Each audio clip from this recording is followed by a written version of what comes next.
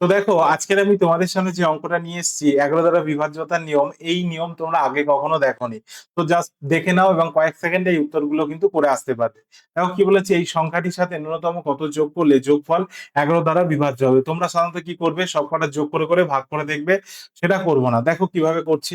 তাহলে আমি সংখ্যাটাকে লিখে ফেলি। দেখো এখানে কি আছে, 9 4 1 2 5 7, এখানে আছে 9 6 4 2।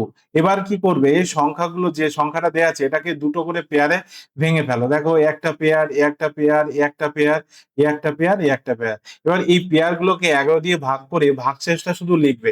দেখো 94 কে যদি 11 দিয়ে ভাগ করি 88, ভাগশেষ থাকে 6, তাহলে 6 লেখো, প্লাস দাও। আচ্ছা 12 কে যদি 11 দিয়ে ভাগ করি ভাগশেষ কত থাকে 1, প্লাস দাও। 57 কে যদি 11 দিয়ে ভাগ করি তাহলে ভাগশেষ কত থাকে, দেখো 2, কেন 5 11 55, ওদিকে 2 ভাগশেষ থাকবে। 96 কে যদি 11 দিয়ে ভাগ করো 88, মানে 8 ভাগশেষ থাকবে।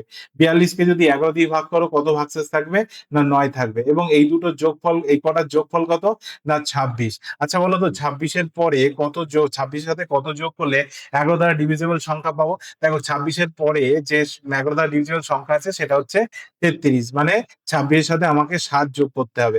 মানে এই সংখ্যাটার সাথে আমাদের 7 যোগ করলে সংখ্যাটা 11 দ্বারা ডিভিজিবল হবে। তাহলে অ্যান্সার হয়ে যাবে option C is the correct answer.